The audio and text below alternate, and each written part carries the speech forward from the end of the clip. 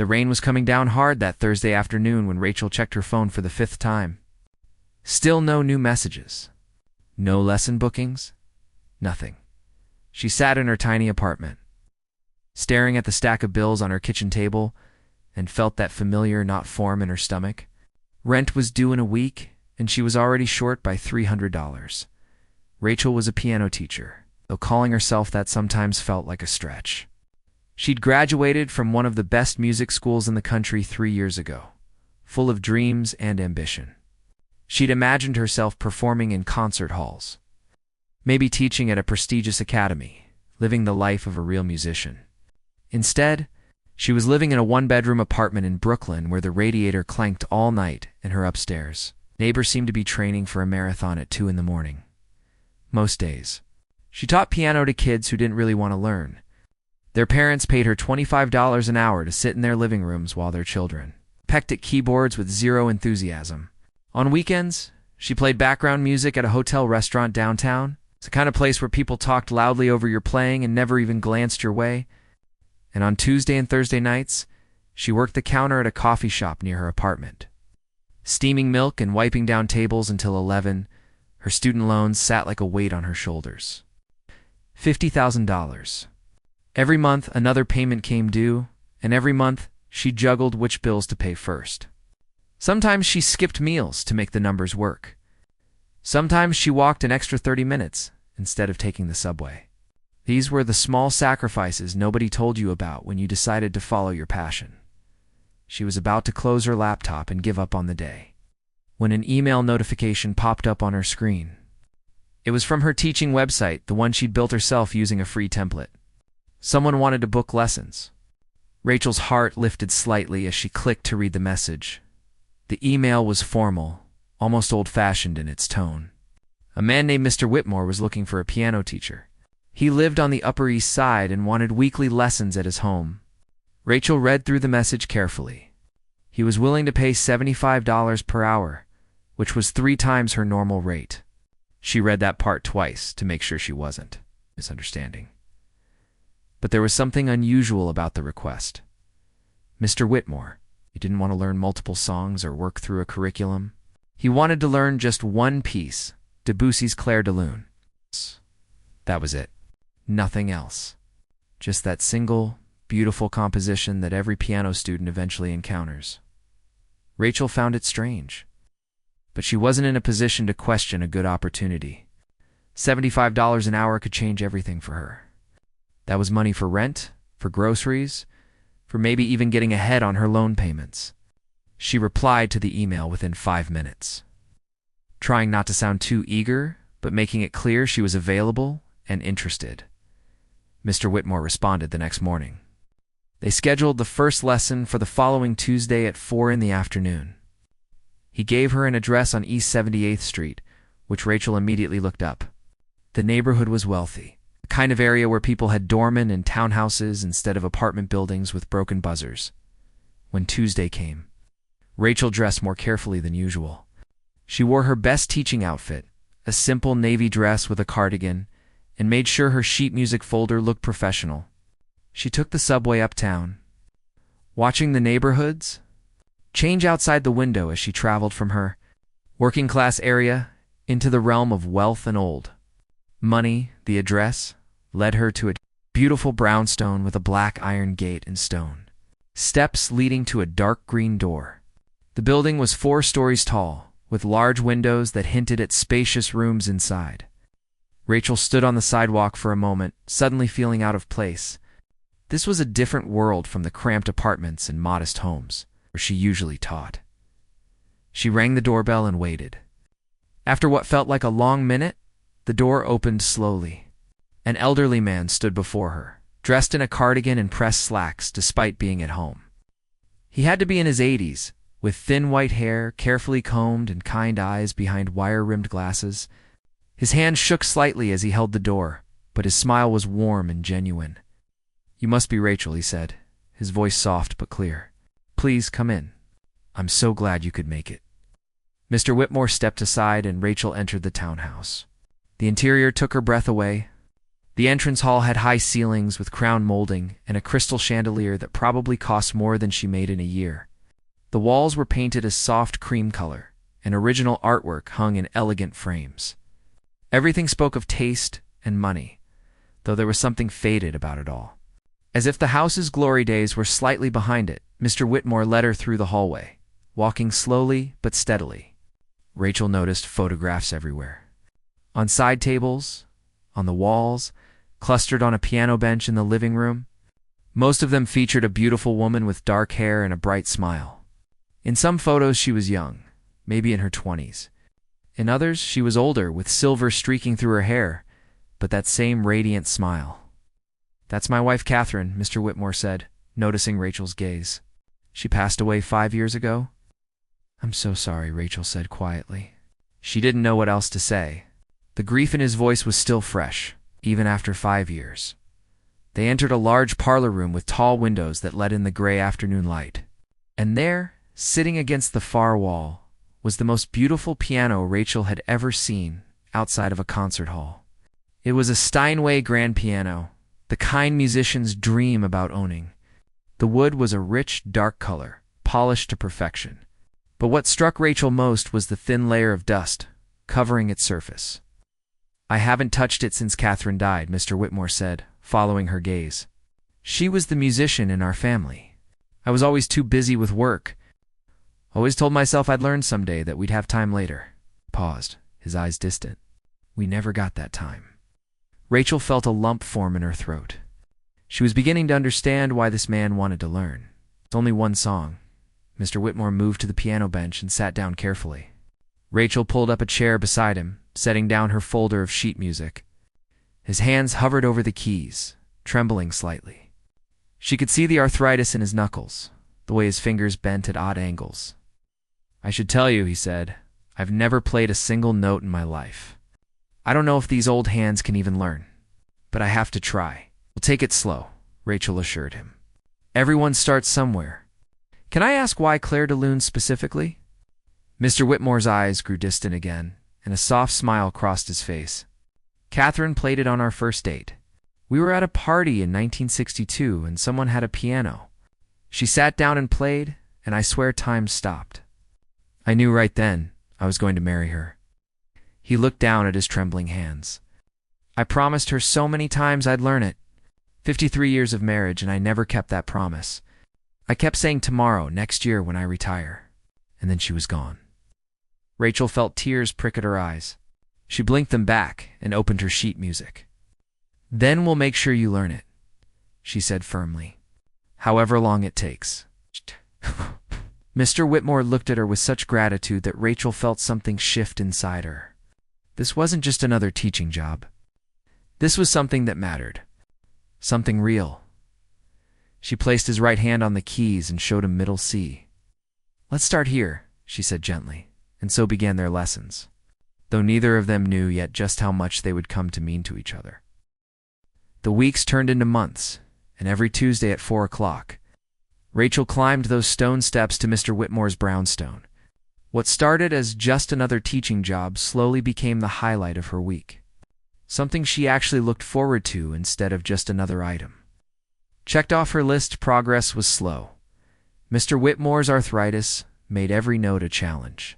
Some days, his fingers were so stiff that Rachel would spend the first 15 minutes just helping him stretch and warm up his hands. He'd wince occasionally, though he tried to hide it. But he never complained, not once. Between their weekly lessons, he practiced for at least an hour every single day.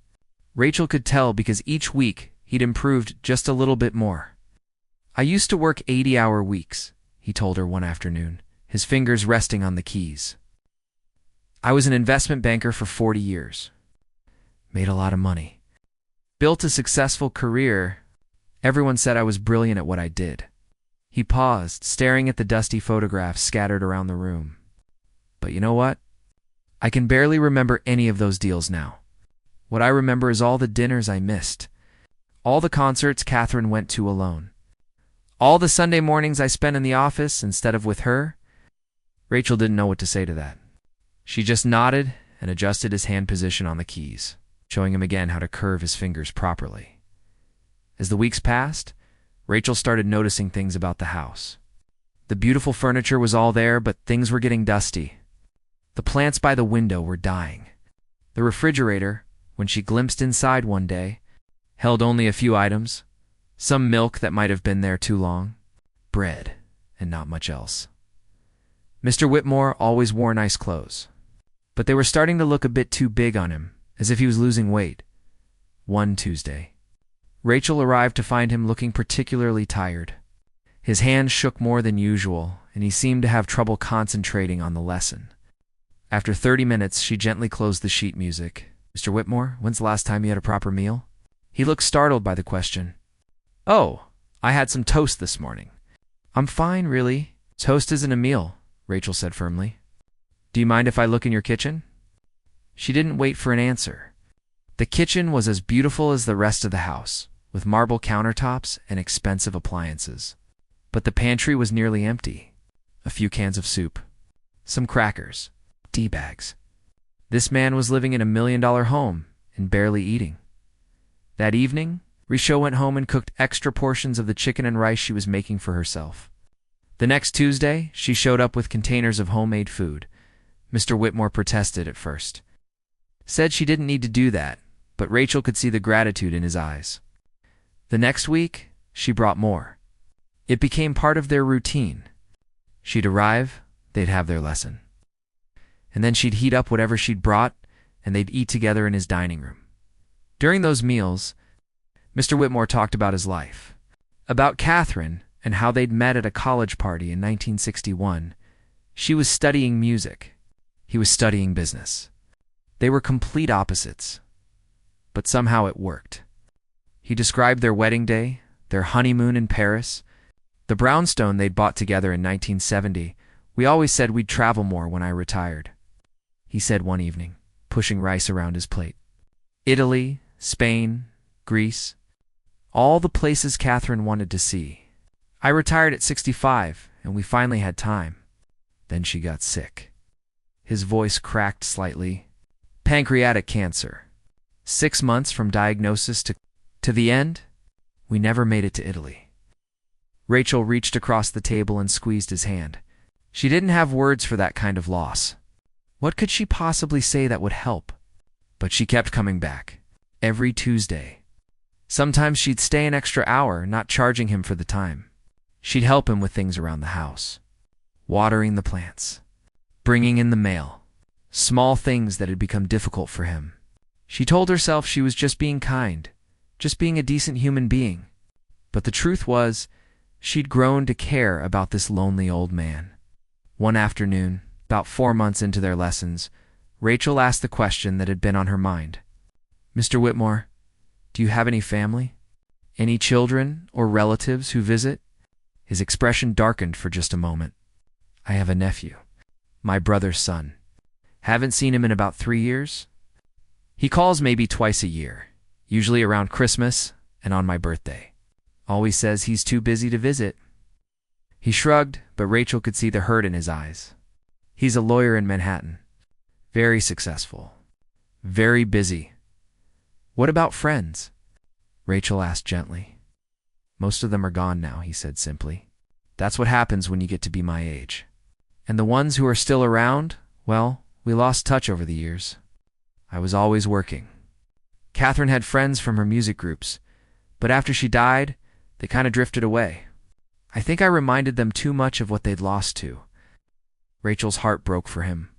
Here was this man, living in this beautiful house, with money in the bank, and he was completely alone.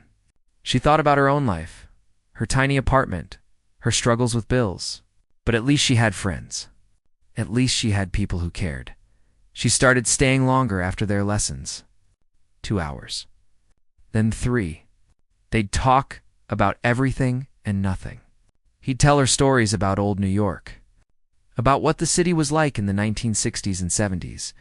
She'd tell him about her struggles as a musician, about her dreams that hadn't quite worked out the way she'd planned. He never judged her. Never told her to get a real job like so many other people did.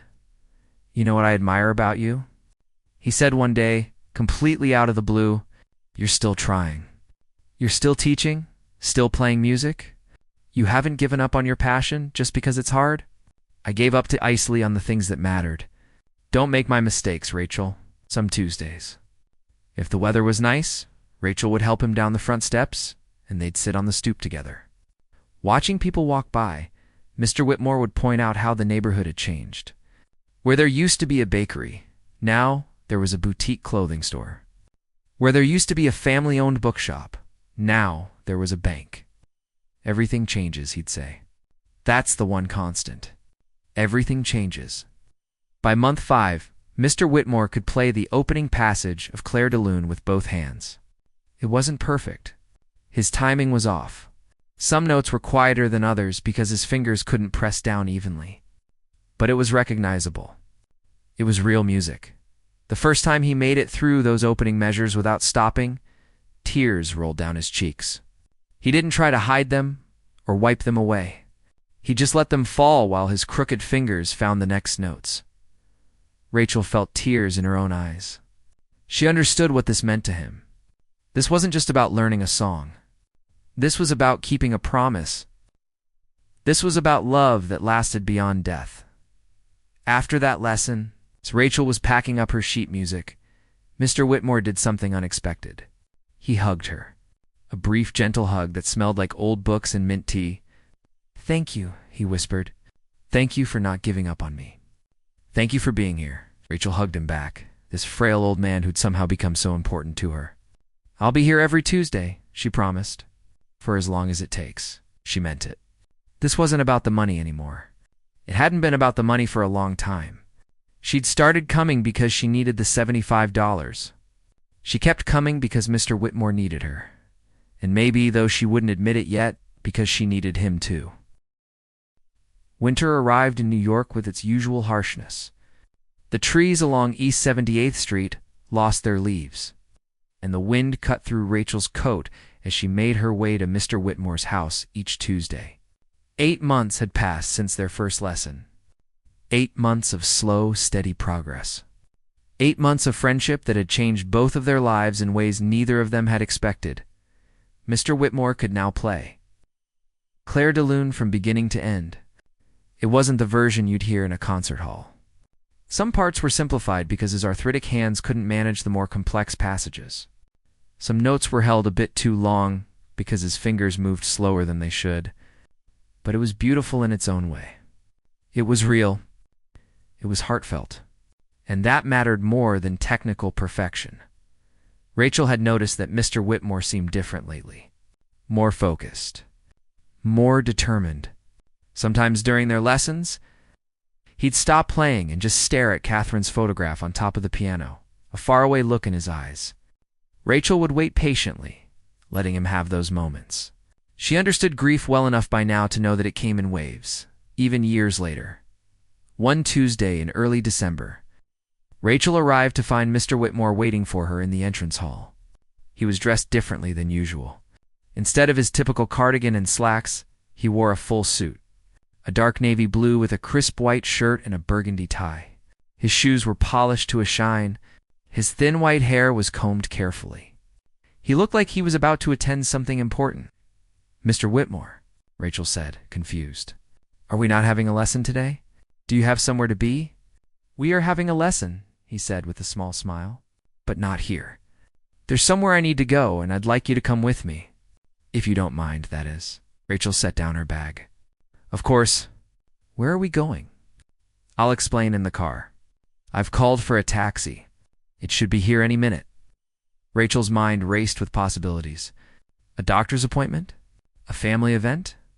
She couldn't imagine where they might be going that required a suit and a taxi. But she trusted him by now. If this was important to him, she'd go along. The taxi arrived 5 minutes later. Mr. Whitmore moved slowly down the front steps. Rachel held his arm to steady him.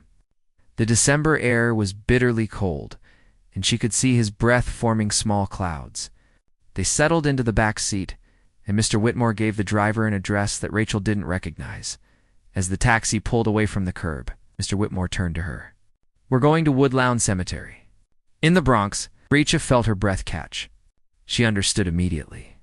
To visit Catherine, he nodded, his hands folded in his lap, trembling slightly. I want to play for her. I've been practicing all these months, and I finally feel ready. I know it might seem strange, but I need to do this. I need her to hear it. Or at least I need to play it there, at her resting place. Rachel's eyes filled with tears. That's not strange at all. That's beautiful.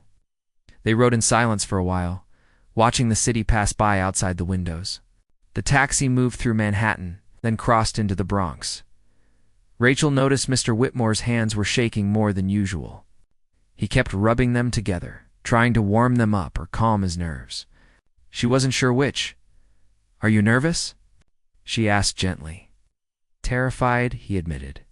What if I can't do it? What if my hands freeze up? What if I forget the notes?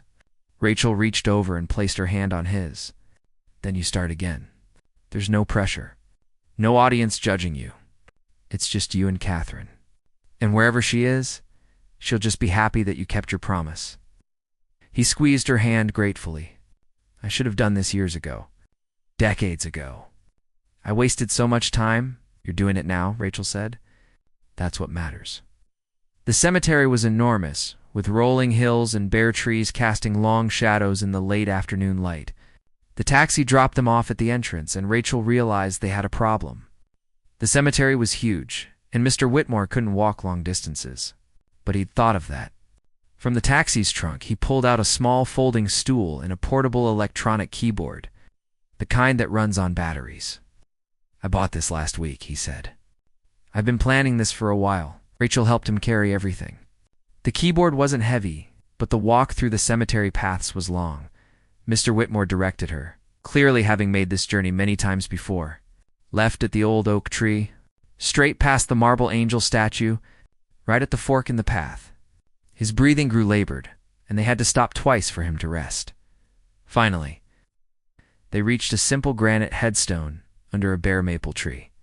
Catherine Elizabeth Whitmore, beloved wife and friend, 1940 to 2018.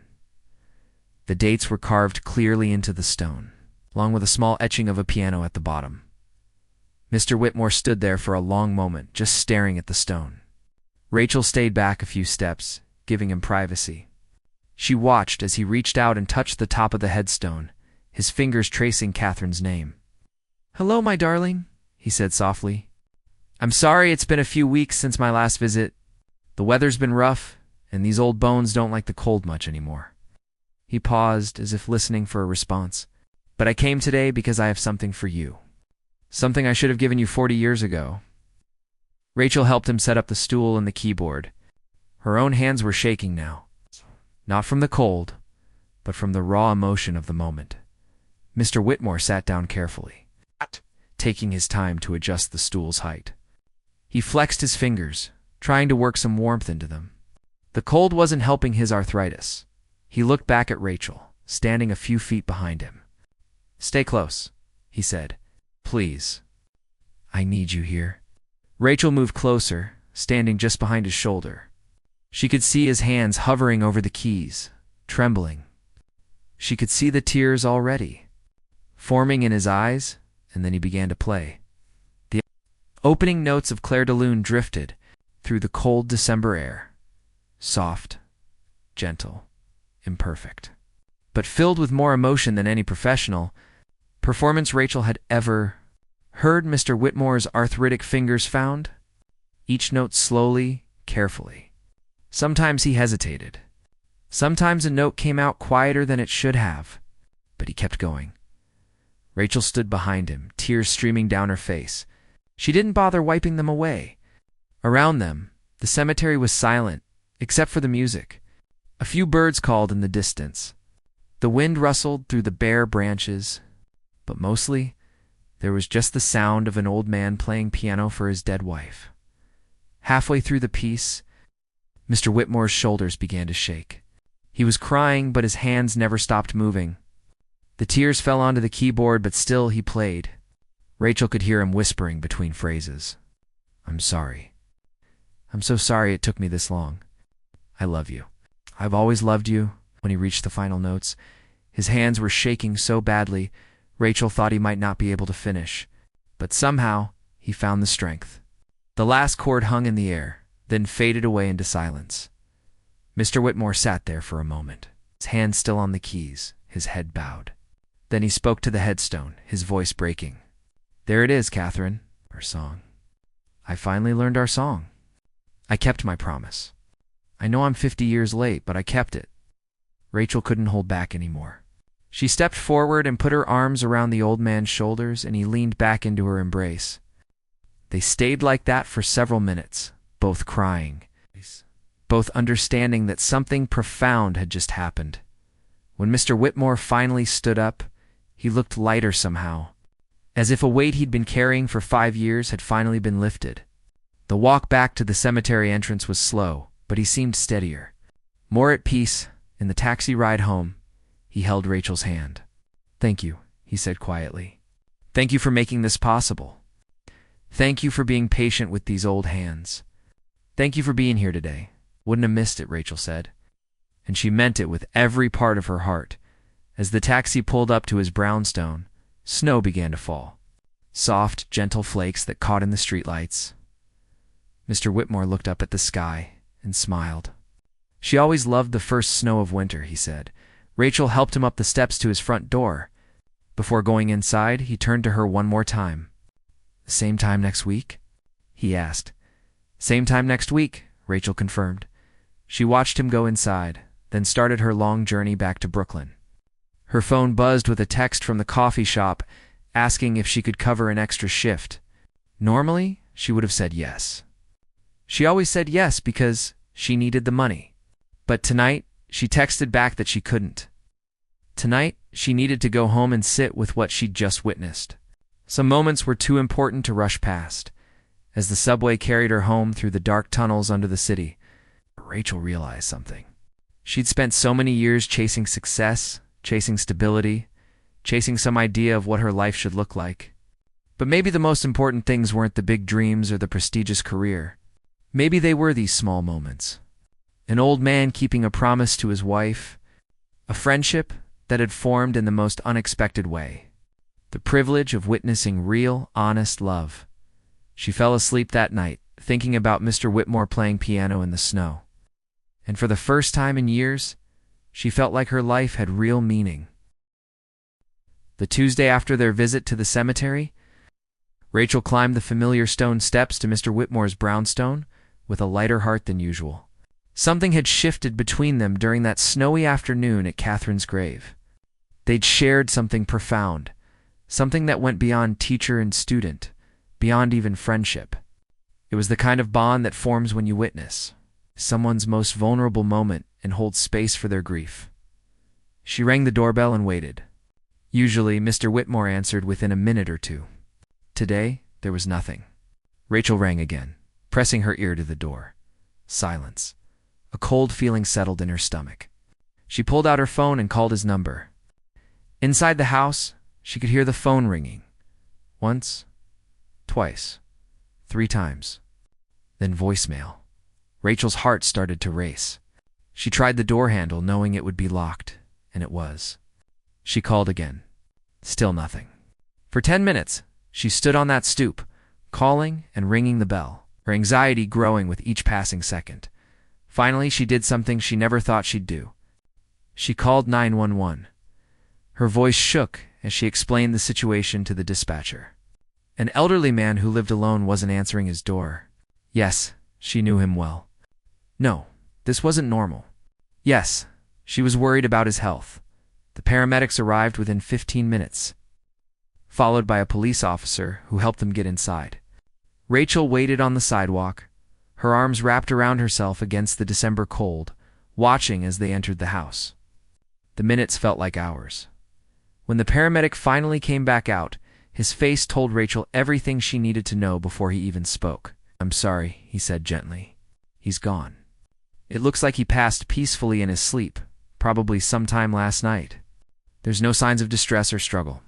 If it helps at all, it seems like he went quietly." Rachel's knees went weak.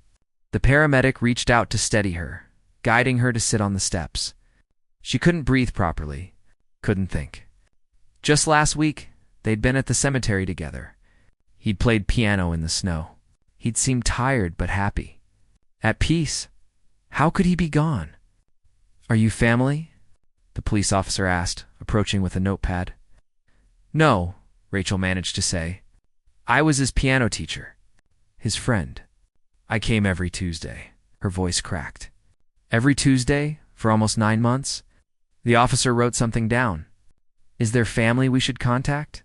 Next of kin?" Rachel tried to remember. A nephew. He mentioned a nephew once. "I don't know his name or how to reach him." They found contact information inside the house.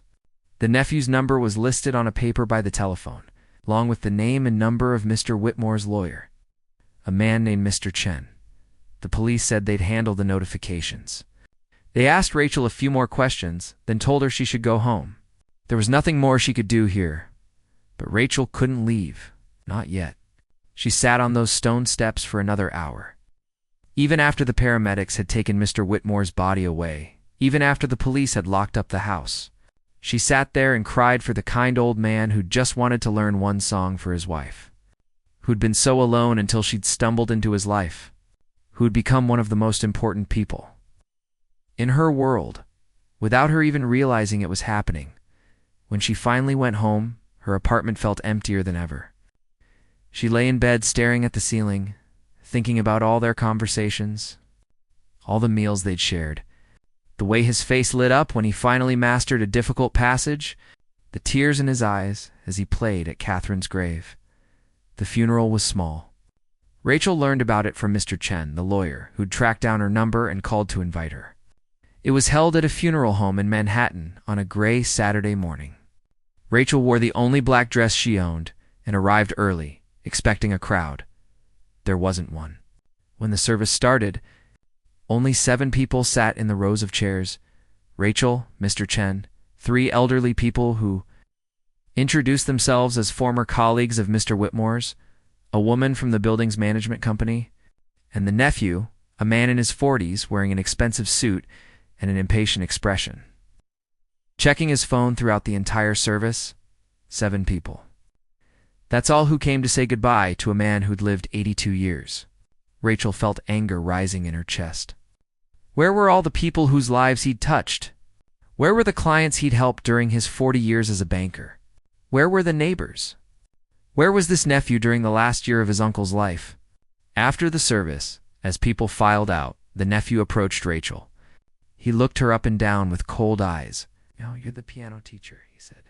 It wasn't a question. "Yes, Rachel. I'm so sorry for your loss."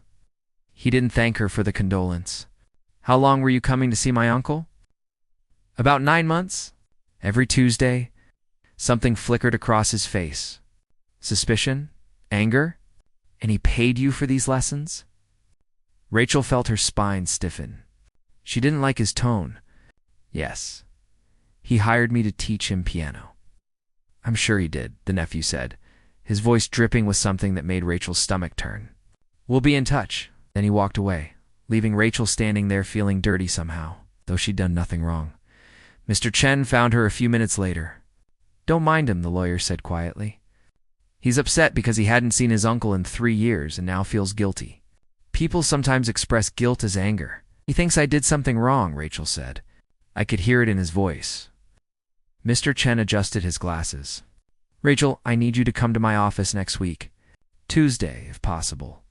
There are some matters regarding Mr. Whitmore's estate that we need to discuss with you." "With me? Why? I'm not family. Please, just come." 2 o'clock on Tuesday? I'll explain everything then." Mr. Chen handed her a business card with his office address. Rachel spent the next few days in a fog. She still had her other students, her other jobs, but everything felt wrong. Tuesday afternoons felt especially wrong. At 4 o'clock, she'd find herself automatically thinking about heading uptown, for remembering there was nowhere to go. No lesson to teach. No friend to visit. When Tuesday finally came, Rachel took the subway to Mr. Chen's office building in Midtown. The office was on the 23rd floor, with a view of the city that probably cost more than Rachel made in a year. The receptionist led her to a conference room where Mr. Chen was waiting, along with the nephew. His name she learned was Bradley. Bradley looked even less happy to see her than he had at the funeral. He sat with his arms crossed, his jaw clenched tight, Thank you for coming, Rachel, Mr. Chen said, gesturing for her to sit. I'll get right to the point. Mr. Whitmore updated his will 6 months ago. He left specific instructions about his estate. Rachel's hands were sweating. She folded them in her lap. Okay. Double quotes. Mr. Chen opened a folder and pulled out several documents. Mr. Whitmore owned his brownstone outright. No mortgage. It's currently valued at approximately $4.2 million. He also had various investments and savings totaling about $1.3 million. Bradley leaned forward, clearly interested now. According to his will, Mr. Chen continued, Mr. Whitmore has left the brownstone and $500,000 from his estate to you, Rachel. The room went completely silent. Rachel was sure she'd misheard. I'm sorry, what? The house and $500,000. They're yours.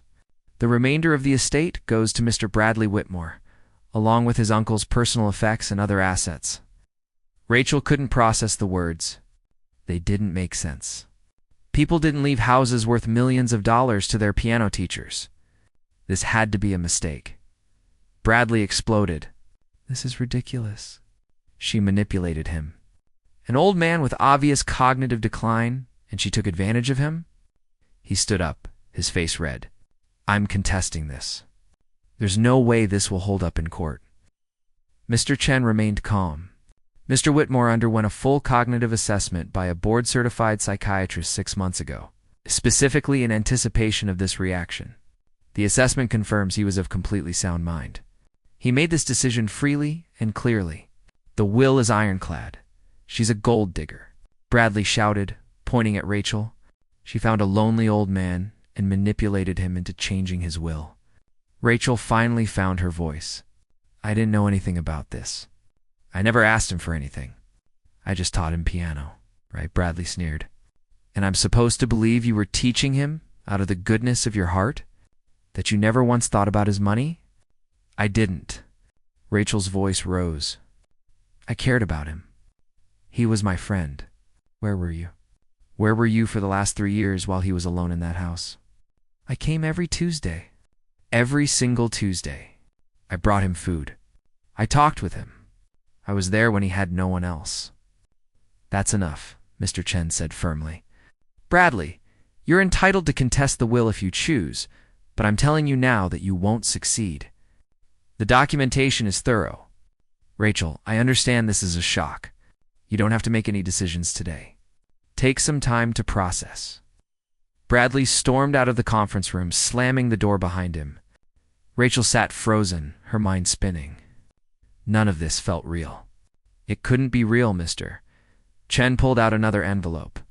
He left you this. He asked me to give it to you after the will was read. Rachel took the envelope with shaking hands. Her name was written on the front in Mr. Whitmore's familiar. Rachel sat in the lawyer's office, her hands gripping the armrests of the leather chair so tightly her knuckles had turned white. The envelope in front of her had her name written on it in Mr. Whitmore's shaky handwriting. Mr. Chen had told her to wait to read it after they'd finished discussing the legal matters, but she couldn't wait any longer. With trembling fingers, she opened the envelope and pulled out several pages of lined paper. Mr. Whitmore's handwriting was difficult to read, the letters uneven and wandering across the page, but every word was clear in its meaning. By dear Rachel, it began. If you're reading this, then I'm gone. I hope I went peacefully. I hope I wasn't too much trouble at the end. Knowing my luck, I probably was. Rachel could almost hear his voice, that gentle humor he sometimes used when talking about difficult things.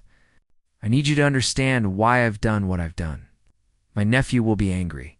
He'll probably contest the will. He'll say I wasn't in my right mind or that you manipulated me somehow.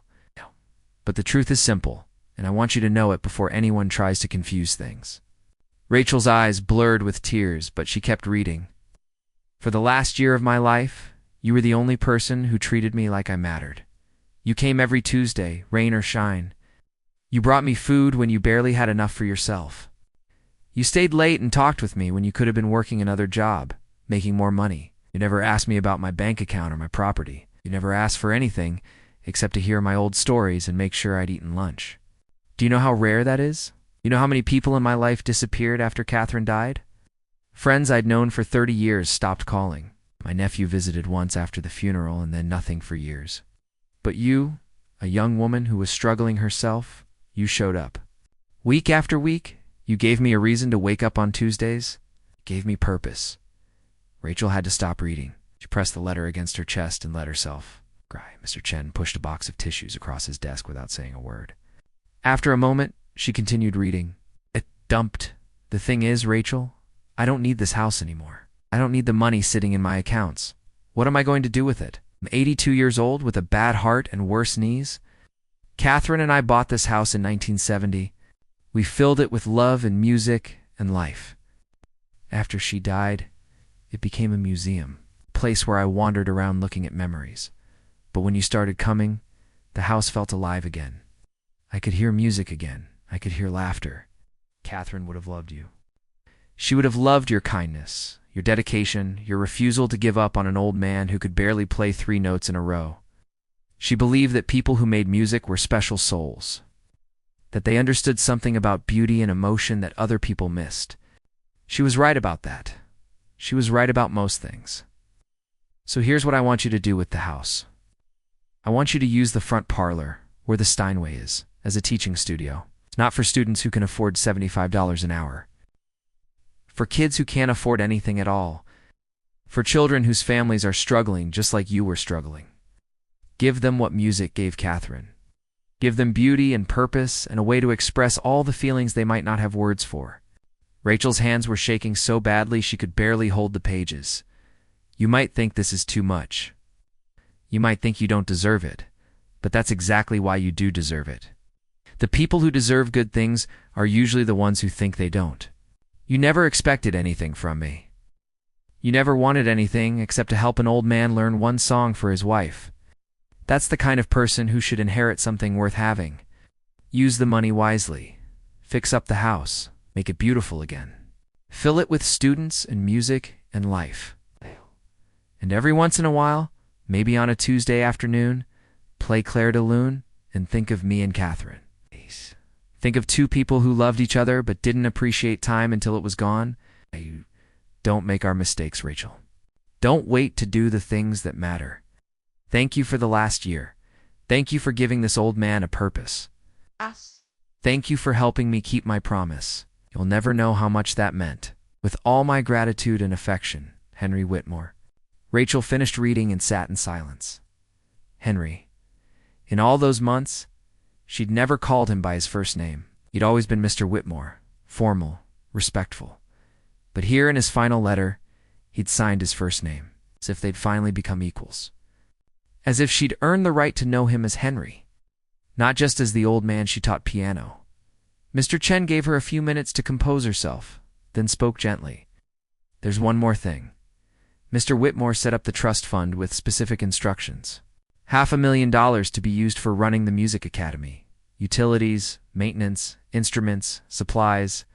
He wanted to make sure you wouldn't struggle, that you could focus on teaching without worrying about money. Rachel couldn't speak. She could only nod. His nephew has already hired a lawyer, Mr. Chen continued. They're going to fight this. I want you to know that Mr. Whitmore's will is airtight. He worked with me personally to make sure there were no loopholes.